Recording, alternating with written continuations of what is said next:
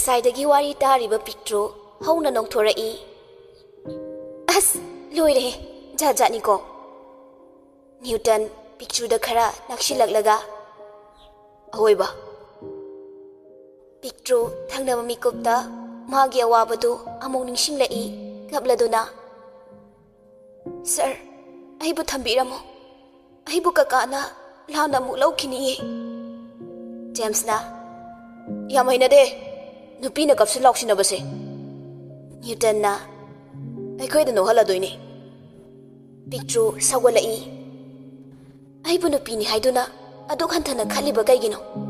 Aisu thamoi pali. Awaba masa khangi. Aigi awaba se. Noi da thoklamadi noi kayoini.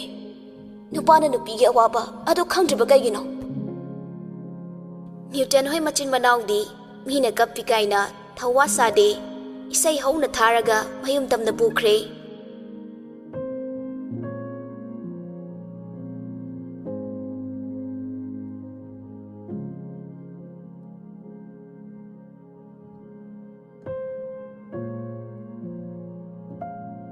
Somdana Divyalaxmi na. Ma hauzikti luhong amanine. Sanina. Ado ay nangganoy babaga yam sauninge. Kaigi haibu luhonga nang na tawriba thabukse noi ba dusu kok chakpraba kaisu nataba problem macha amagi sibaw na bro migi mungbo kangkong chahan ba yare do sani saurangna na aigi wadi kem tharoi aikai ma hoi baba hoina khanga ba aibu fati haigano madugi responsibility pubai dai laiti tanjadu da thongthilai Divyalaxmi na. Kana oisano. Si hairaga changsilaga thongdu hangdu I. Nanghaude minna kupa phauba. Henry na thoklaw na kauri. Divyalaxmi supaga tai. Henry maya chiklaga. Aise yamusitre ne noi. Punsi se game sanabani khanbro. Sani pukhagon lai. Aduga changsilaga Henry da khut thage tawi. Adubu Henry na yam khulai thuna nga aga mabu phuri Sanina nang mafam sida Henry asaw behen bandana Sani bu phugalai sida nate Divyalaxmi gi manakta changsilaga mamai da tinna sichinle nangu mami sidi lukha gom da leiba tinda aduna hena fai aduk lamjat ludaba kaishu leitaba thaudo amagidama nasagi jetpu kaishu leitana khanba Nangna di khanjariba aigi mong thugai re gaina nasa thwani yingkhone nasagi jetpu lukmai da hapaga mai pa ikhaliba nangi kokto mayam gi tinsit na fam hoini di khangjiba Sanida onsiladuna Oi hero nang di mana tawrisi faina khanbro nangbo amu lukha khun kidro ai di nangi lukha ni khangamadi khongfom amata thangjilamoidabani adubu oidaba namtha kayana aingona minam khibagi Mare ngone ngam kibane makhal khaloibo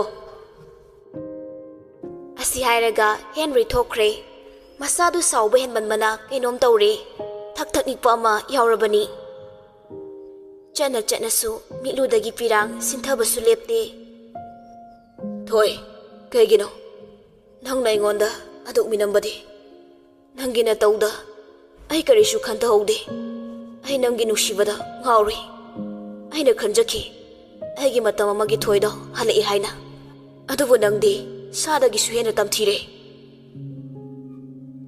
tanjadu da kolam malai Henry su phone du yengi mapa wairambadagi Hello baba achau pakhatna Hai ibema do nang yumdoi tan thoki haisi chumra Henry mapidu makhutna naladuna taithoi aduga tawfom khangdana khonjenik na hairei Baba, ai kay haigadabano, ai fong khangde.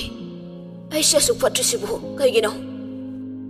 Taning de, ai adu tagi haiba natine. Angang do yumda sulakti hai. Mapana jatsi haibada, mana namdana yadabagi lehore haine. Henry mamitu lauthorei, hauzikta picturebu ningsingai. Baba, mahauzik ai leramne. Achau sauna. Masida thoknaba nangna tawba natro. Pare, pumna mamule, mangedana. Henry tawfong khangda hena thawai wari. Aise anthokna pangkreda. Aigi sagi asingbi iralbu miraiba. Nushiraba angangbu mirairuba. Sanabu yenghangni khanna hundokluba.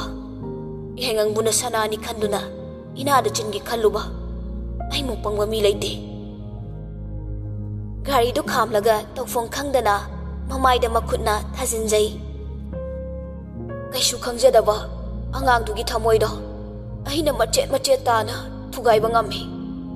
Aigmaki ikutsina fatraba aina mabu lande haiba khangna iminai kongna una tawge yauna tawba khangdaba saraga mabu moran sijinba kaya masu phubikiko pap chelaba aigi ikut anise mabu amuk sokpa ngamkhidra. Kakagi angang nang kakabu arauduna mafam kaida chatlabage. Picturebu kadai de legi haina thiba yabati adubo phangba kauba leite. Somdana James nahana imungda changaaga mapa leibra haiduna koyeng yengi adubu leite haiba khanglabada prap changaaga tamo lehaudiye pusilo. Newton na picture da hairei kumo picture kapai kaino sir na khalisibo aibu nupini haiduna usitribra mauni haiba khangna. Newton ngangi madu tade magi machingdu lai dhabo kaiwo maya chiklaga ai nang mauni haiba khangna tawgyang tawrini masida nang henjiladi nang su aisu afabo oiroi. Asi hairaga picture gi makhut pairaga chinglaga punaba kayarak honai. Picture su ngayake sawbana Newton gi mamaida kupakna thai. Nangumba sagi kokchenba amada aina ozani haiduna respect tongdong nate. Tuko chaye nangna khali babu aigi puroibana nupi ani bushilai haina. Maduda ina sinaraga aishu tawgadaba nupido aide nate. Nangna ibu sarak tamdong sharuktine aibu halo. Maduga nangi apamba aigi haksang selo. Aina hingli makhaidi nangna khalibado phangni di khalluno. Newton mamitu chena ushilli aduga yam phingna gari gi thongdu hangdoklaga kumtharai. Inungan bisu James na haiduna yam thuna prap lai. Ibungo pusilo one nangbo. Newton gi mittagi sintharakliba pirang singdu ubada inungan bina. Kaidawrage nangbo kagi kapino imana yari sidi ichada kanana kari hairei.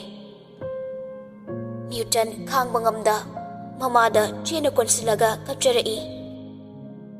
Ma nachana su phatribasibu kaigino aigi ngayaki khantaudaba wakhalna phattaba wakhal kayana mi amagi punsibu laika tahale. Inunganbi machagi pendaba thamoigi warol singdu karino haiba hosik phawba gyan tadri. Aigi chada kanana kari haire imada hayo thoiba. Newton na mabu ibungo machada amukta thindu alo. Inunganbi ngakna kaidawrage.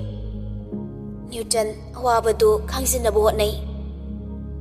Ma mauni masana masagi satinga iba mauni aina maram oiraga manghanbadi pamde.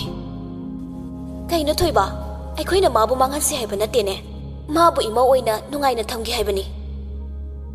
Imau haiba waisina Newton bu hena tattana wahali. Yari ma makha taragano ai khangma ngamdre amukta thindokpiyo. Si haiduna manau pabu kawrei. Ibungo macha James su harau thoklai. O nupi macha du fo imungda singsilakpasi ngamdrabaneba. Newton gi sakfam ubada karamba mayadu umsiladuna James ngakna tamo Newton na mabu thindokpirucho. Ngangneringai tanjaduda achaw amadi laima Henry su yauna sumangda gari thaujilai. Gari ga khangba nangde Henry sangsilaktuna Newton gi mamai mamit khangdagei thajilli. Nang noibu asuk usitaba ngasisu Lekagi missing no uramdrabadi nangi khutta taramoidra.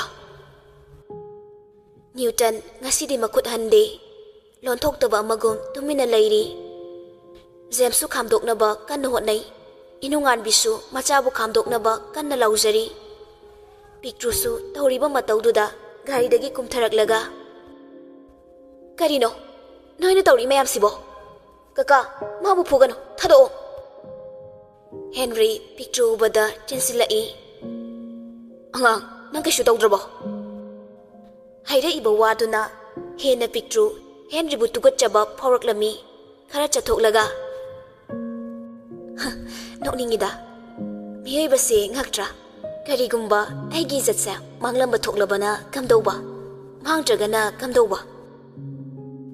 Hairakliba angang magi machindagi wahaidu Henry ikaiba fawrai. Karishu haiba ngamda tuminna mitop amaga pangkhak oina leppaga lei. Achau sangsiladuna mayamdugi watemi. Warobino masipumnamakse ichana fatabadagi oihaningdaba thokhaningdaba ngakta thoklabani. Leimasu makha tarudre picture garida haptuna purai. Picture so lonthokdaba magum tumina dumang gariduda kai. Amukshu Newton gi mataubu yengzarai.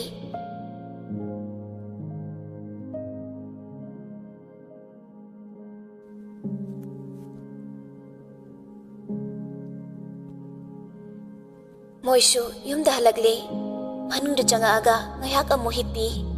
Henry su changai adubo mana lalubo ibana pictuda lale haiba faw ngamda pirang maga marup oiduna lona yingzaba natana upai leite.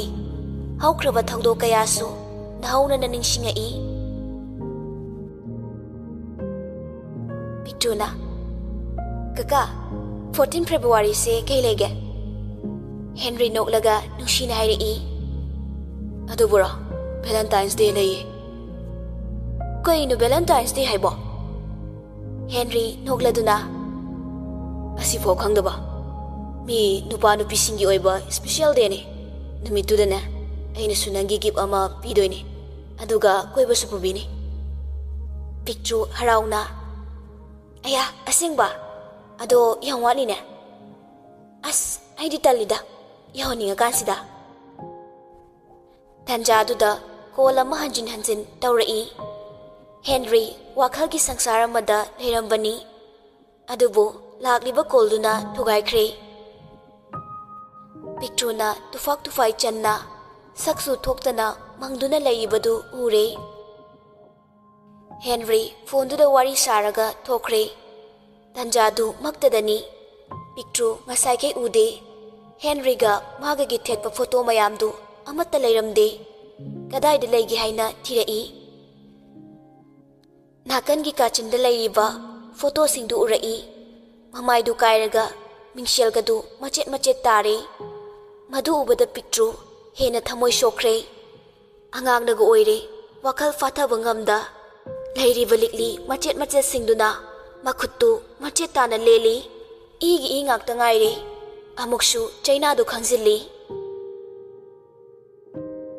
Matam khara kana khraba tungda muthi picture bu chak pijanaba chanaba haina kobulai. Picture chak chanaba tawrasilao. Picture di idu henjinna thoki behen manmana wantharaga leimaida taduna leirambadu ubada muthi kana lawri. Pacha dhare picture kainom tawkhre. Mayamdu taraduna loina chensilai. Henry masadu kainom tawri. Angang kedorage se mitpangu se kaka yam lankre. Nang kakabu ngakpiraroidro. Asumna khudakta picture bo hospital da pukhatli. Doctor na I khara watli haiduna igi amok ko chenai. Achawna mayumda mukta paw pinaba tawko. Ngan suni aikoina pihawdabagi thoribadu yengo. Laimana hoi aduna fani. Ibungo call da mukta tawne. Henry na call tawi. Aduga laimada pahaladuna paw pikre. Khudakta tombi shulai. Masa solaba mikhusu paudu tabada leiba ngamda masu yauragli. Tombi kaisu wahang pahong tawdana Henry da khupakna tharai. Nang lei khoibu lairabani haina aduk mi oina udaba. Nang busu aikoina police ta pibagi right lei haibasi khangdabra. Henry su kapjaba natana upai leite. Mana tawruba mayamduna karisu haizaba ngamlamde.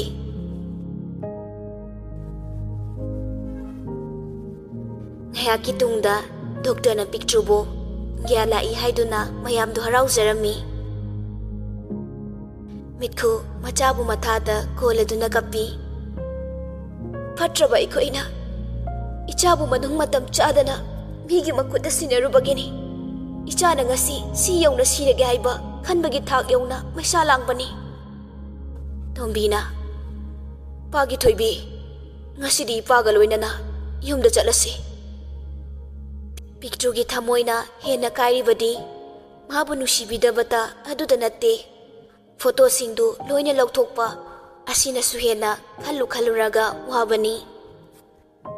Henry changsilaglaga anga nang kaka waro bro kaka yam lankre ai amuk hana nang buwa halaroye. Picture yam pendana hairi ai bu ot kadaba kayang watlibage o tawba dugi saruk ai bu halo matamduda aina kakabu waro ba penda basuko kani kakagiso ningba pumna magthungani. Henry kapladuna picture gi manakta changsilake tawi adubu tombina changsinande picture bu yumda puna ba tawrai. Henry tombi gi makhong kolaga haizarai.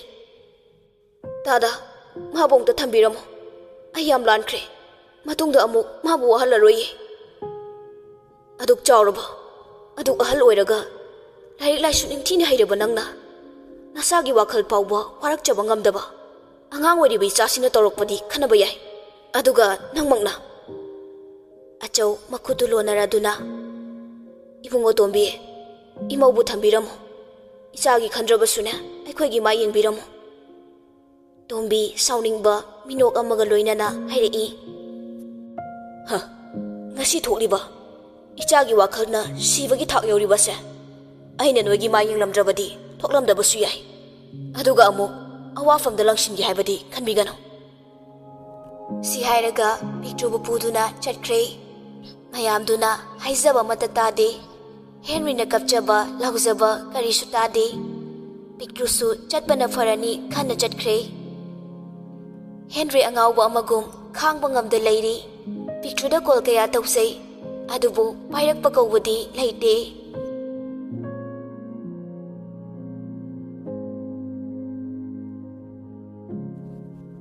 Naminini haukre Newton mitlu pirang lagta mamonong lai message to reply tawshili.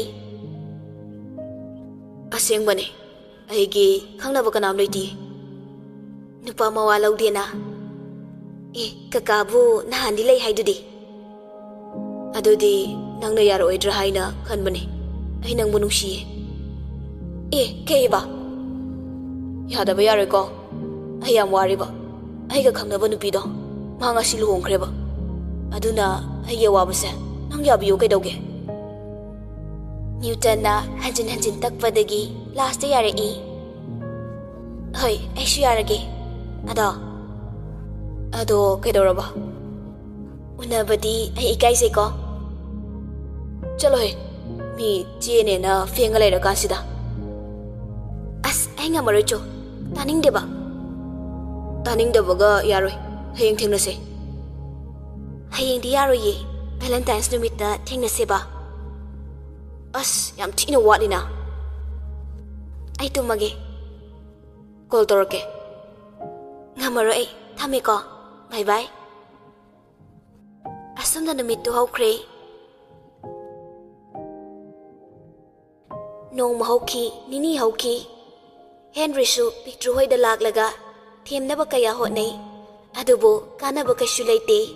Tombina tawraga moigi khunda fawba changande. Club amadi maira paibida hairaga Henry bu changdanaba haire kapchaba natana upai leite nushiraba picture gi masak pauba yengzaba ngamdana adumak leiri somda Jamesu final exam pire aina sawala di nang natai kya charoi ko Thembina da James kaino nang ngau bro ai gi khanjaba mi lei hebane kem ta dro lei ge lai yu lei roi tu ai amata taning de yadaba yaroi ado ai kainom ta haige kaino noi tamodo na pa doroba nang na tamo da tawlari se yi kara kani ngasi nang na dap tawraga aina changni he ai gi sulai je sia mata mama da nang tiek ni haibadi khangdri ne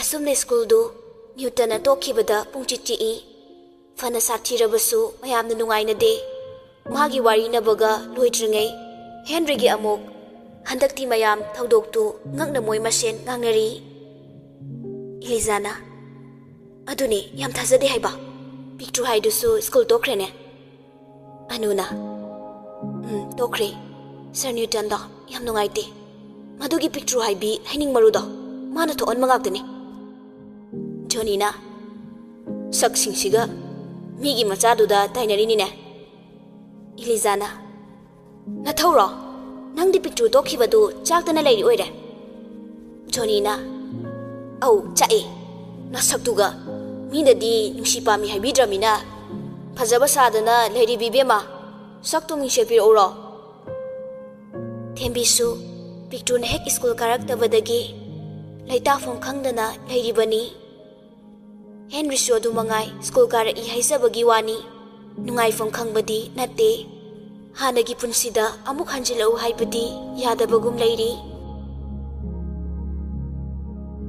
somdasu Tombina thoibi sai manak nakpada oina tamonang picture nungai dana baba migi mangdi kaye ai lairik tamba to oge Tombisu machagi matau yengma ngamdre asumna dum tawrabadi soidana laina olaga hena falaktaba yai khanna themjinbiri nate karigi kaidoino swaida tamba talasune namu kaida tamninge ipani chagi amata walaloi mitkhuna ainamgi comprehensive to adoina tamhalasiro basu thongaldagi thabane aduna phagadaba mali school su yam phai hainei Tombina aduna fani ai hayeng la kaino ma chalagane moige wasado unaruge mitkhuna ngai khone ngarang sune ini leimaga khura chawgala ambane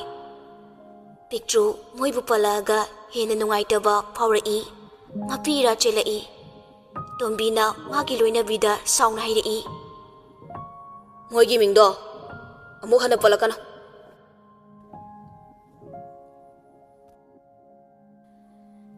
asumna matamdi hawkre chahisu anauba mu hawkre Henry na phana unana basilabasu pumnamak arembada tarami matamgi matungina picture su mamaga mapaga na namdana comprehensive school da admission tawbire